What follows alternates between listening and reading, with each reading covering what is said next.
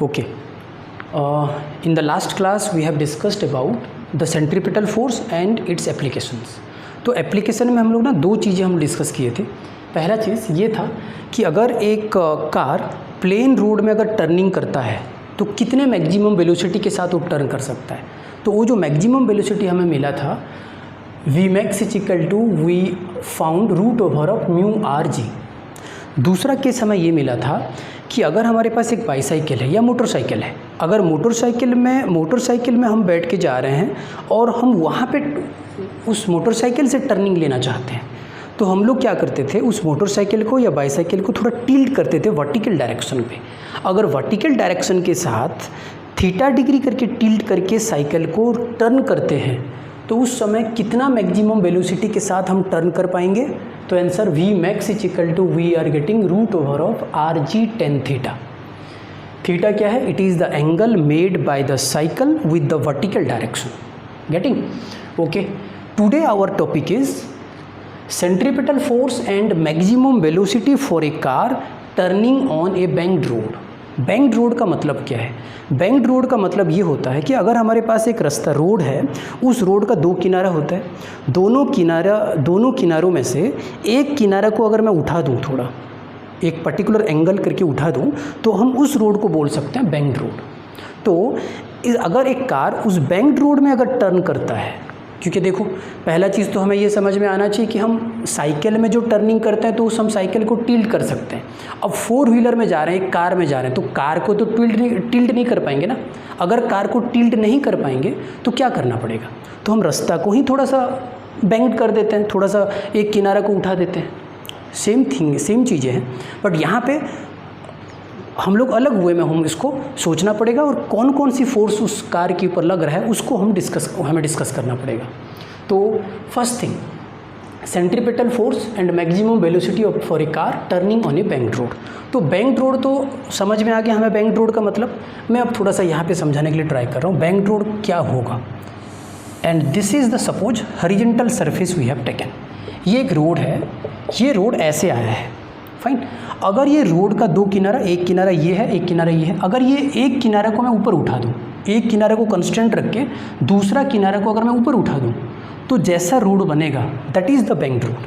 तो मैं मान के चलो इस किनारा को ऊपर उठा दिया और ऐसे बन गया रोड.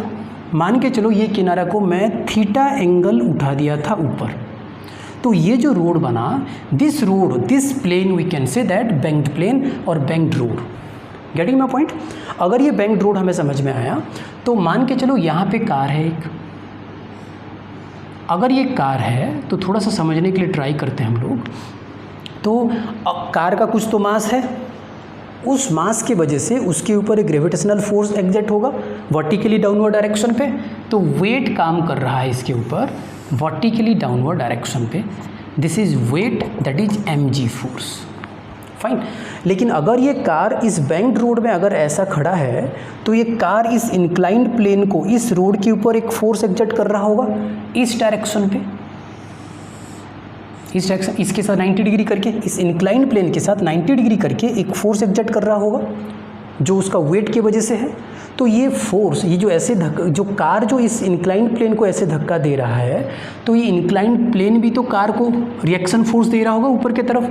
तो इस डायरेक्शन पे ये कार के ऊपर एक फोर्स एग्जर्ट हो रहा है, ये फोर्स, ये इस डायरेक्शन पे. This is r and this is normal reaction. Getting? अब ये जो आर फोर्स इसके ऊपर रिएक्शन फोर्स जो इस कार के ऊपर लग रहा है, मैं ये वर्टिकल, ये वाला mg फोर्स का वर्टिकल डायरेक्शन में आर का कौन सी कंपोनेंट होगा हम निकाल देते हैं. तो मैं इसको एक्सटेंड कर देता हूँ. ये अब मुझे बताओ, अब ये हमें समझना चाहिए, अगर ये एंगल थीटा है, ये एंगल कितना होगा? थीटा. अगर ये एंगल थीटा है तो ये एंगल कितना होगा? थीटा. अगर ये थीटा है तो इस आर का ये वाला कंपोनेंट कितना बन जाएगा? R cos theta. दूसरा चीज़, इसी के साथ, इस कार के साथ ये आर का दूसरा कंपोनेंट कार के ऊपर कौन सी डायरेक्शन में लगेगा? इस आर कोस थीटा के साथ 90 डिग्री लगेगा. तो एक कंपोनेंट इस डायरेक्शन में लग रहा है, ये कंपोनेंट को मैं ले सकता हूँ अगर ये आर कोस, ये थीटा है और ये this is r cos theta, this component will be r sine theta. Getting?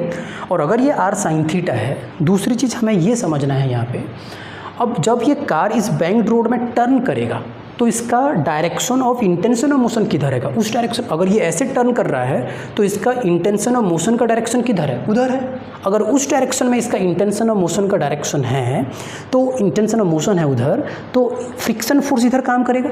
तो इसका मतलब है इस इंक्लाइंड प्लेन में अगर इसका अगर ऐसे टर्न करेगा तो इसका इंटेंशन ऑफ मोशन का डायरेक्शन इधर है। अगर इस डायरेक्शन में इसका इंटेंशन ऑफ मोशन है तो इस डायरेक्शन में एक फ्रिक्शन फोर्स काम करेगा।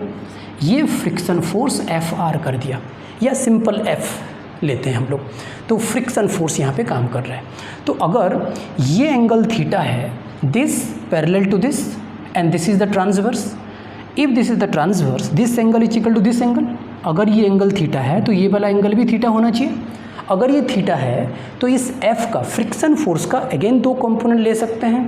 पहला कंपोनेंट इस डायरेक्शन पे है, हॉरिजॉन्टल डायरेक्शन पे क्या काम करेगा? एफ कोस थीटा इस डायरेक्शन पे, और दूसरा कंपोनेंट इस डायरेक्शन पे जो mg का फोर्स लग रहा है कार के ऊपर, तो इधर एक इस डायरेक्शन पे एक फ्रिक्शन का कंपोनेंट काम करेगा और वो है एफ साइन थीटा।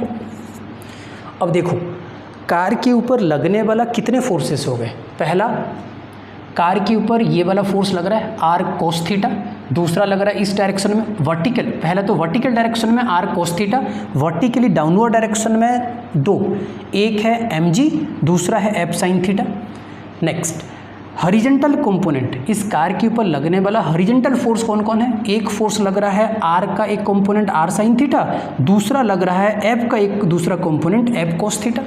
तो इस तरह इस कार के ऊपर फोर्सेस लग रहे हैं।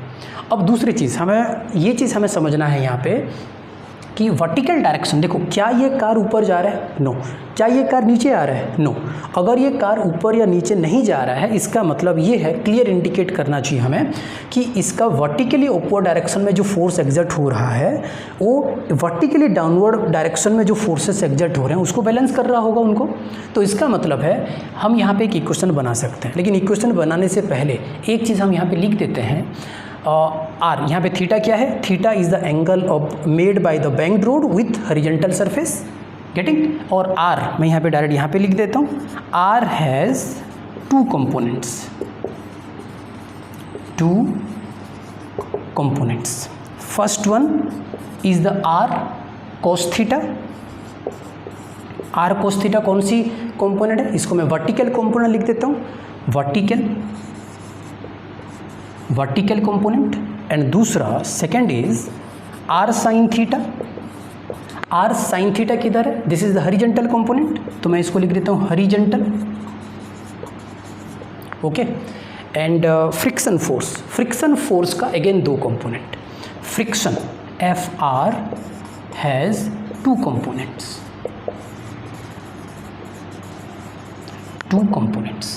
First one is the f cos theta, ये कौन सा है? Horizontal component. F cos theta ये है हॉरिजॉन्टल कंपोनेंट। एंड दूसरा f sine theta vertical component. Second one is F sine theta, this is vertical component. अब देखो हमें ये चीज़ यहाँ पे समझना है, इसके ऊपर लगने वाला फोर्सेस के बारे में तो हमें समझ में आ गया। अब हमारा काम है मैक्सिमम वेलोसिटी कितना, ये जो कार जब ये बैंक्ड रोड में टर्न करेगा कितना मैक्सिमम वेलोसिटी के साथ ये टर्न कर सकता है ताकि एक्सीडेंट को ये अवॉइड कर पाए। तो मैक्सिमम वेलोसिटी फाइंड करने के लिए हमें दो इक्वेशन ज़रूरत है। पहले वर्टिकल डायरेक्शन वाला एक इक्वेशन बनाते हैं, हॉरिजॉन्टल डायरेक्शन वाला एक इक्वेशन बनाते हैं। ओके, देखो वर्टिकल डायरेक्शन में ये r cos theta f sine theta plus mg को बैलेंस कर रहा है, तो हमारे लिए एक इक्वेशन बन गया। We can write r cos theta is equal to f sine theta plus mg। We can write this f sine theta plus mg। Getting? जब ये हम मैक्सिमम वेलोसिटी की बात कर रहे हैं। जब ये मैक्सिमम वेलोसिटी की बात करेंगे तो ये जो फ्रिक्शन होगा, this friction will be the limiting friction, and limiting friction we know that this is mu into r. Mu into r is the limiting friction. So in case of this f, we can write mu into r. So this implies r cos theta is equal to, we can write mu r sin theta plus mg. Getting? तो एक काम करते हैं, इसको ना मैं equation 1 ही कर देता हूँ. फाइन. दूसरा केस. अब देखो, हम ये जानते हैं, पहले क्लास में हम स्टडी किए हैं कि अगर एक कार टर्न करेगा तो for turning the centripetal force is responsible. If the centripetal force is responsible for the turning of the car, in this case we want that centripetal force, and which force is acted as centripetal force, that thing we have to understand here. तो जब ये ऐसे turn करेगा, इस turning के लिए जिम्मेदार कौन है? तो इसका मोशन के साथ नॉर्मल डायरेक्शन में जो फोर्सेस लग रहे हैं वही फोर्स जिम्मेदार होंगे. तो इसके साथ 90 डिग्री करके दो फोर्सेस एक्ट कर रहे हैं, एक आर का आर साइन थीटा कंपोनेंट और दूसरा एफ का एफ कॉस थीटा कंपोनेंट. तो ये दोनों कंपोनेंट मिल के सेंट्रीपिटल का काम करेंगे. तो यहाँ पे we can write r sine theta plus f cos theta, again r sine theta plus f cos theta is equal to centripetal force, that is mv square upon r. But maximum velocity we want to find. If we write maximum velocity here, then this will be the limiting friction again. In case of the limiting friction, we can write mu into r. So this implies r sin theta plus mu into r cos theta is equal to mv max square divided by r. We can write this r is the radius of the circle with which the car will turn on the banked road. Getting? This r is the normal reaction. Capital R here I am writing the normal reaction. Small r is the radius of the circle with which the car will turn. Getting? Okay. तो r can be taken as common. So मैं यहाँ पे r common ले लेता हूँ. Sin theta plus mu into cos theta is equal to m we max square divided by r. इसको मैं equation 2 कर देता हूँ. अब ये जो आर है, इस आर को हम यहाँ से इक्वेशन 1 से हम एक काम करते हैं, आर निकालते हैं, उसी आर का वैल्यू को यहाँ पे पुट कर लेते हैं. तो गेटिंग माय पॉइंट. तो from equation 1 what we can write, इस म्यू आर साइन थीटा को यहाँ ले लेते हैं. तो ये बन जाएगा आर, मैं डायरेक्ट लिख रहा हूँ, आर कॉमन ले सकते हैं. तो ठीक है, 2 स्टेप लिख देता हूँ. R cos theta minus mu into r sine theta is equal to, we can write m g है तो एम जी. सो अब r can be taken as common. So r into cos theta minus mu sine theta is equal to, we can write m into g. Getting my point. अब ये जो are का, अब यहाँ से हम are का वैल्यू निकाल सकते हैं. आर क्या बन जाएगा, m g divided by cos theta minus mu sine theta. This is equation 3 suppose.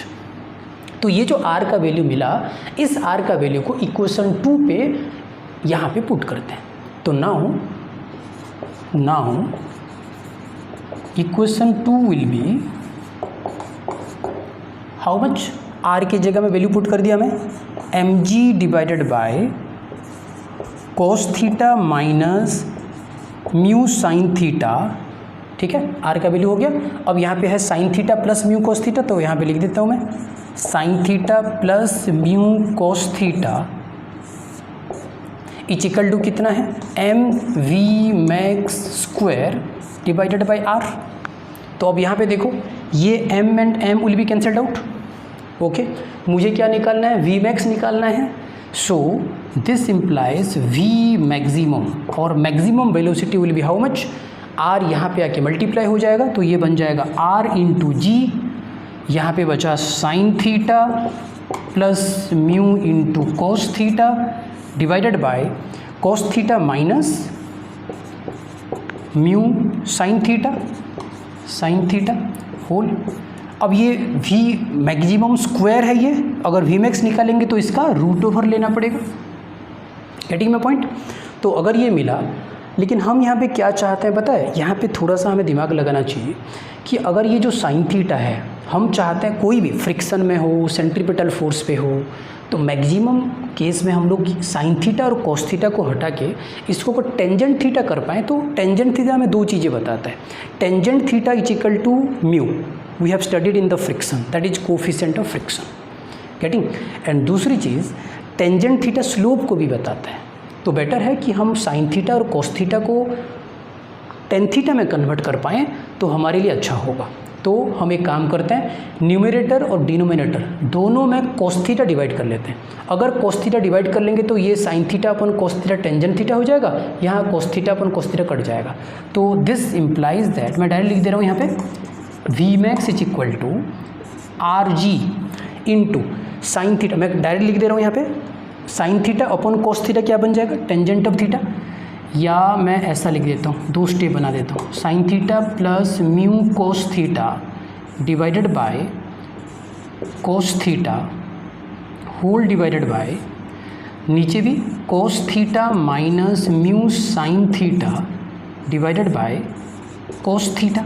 We can write, मैं क्या किया, न्यूमरेटर और डिनोमिनेटर दोनों में कोस थीटा डिवाइड कर दिया, रूट ओवर है तो रूट ओवर भी दे देते हैं, रूट ओवर। अब देखो, cos sine theta upon cos theta tangent theta plus cos theta cut जाएगा mu. So this implies we can write maximum velocity is equal to R G into, ये बन गया tangent of theta plus ये cos theta cut गया, cos theta upon cos theta cut गया, ये mu बचा, divided by cos theta upon cos theta cut गया, 1 हुआ, minus mu sine theta upon cos theta tangent of theta. So ये बन जाएगा म्यू इंटू टेन थीटा, ये बन गया रूट ओवर।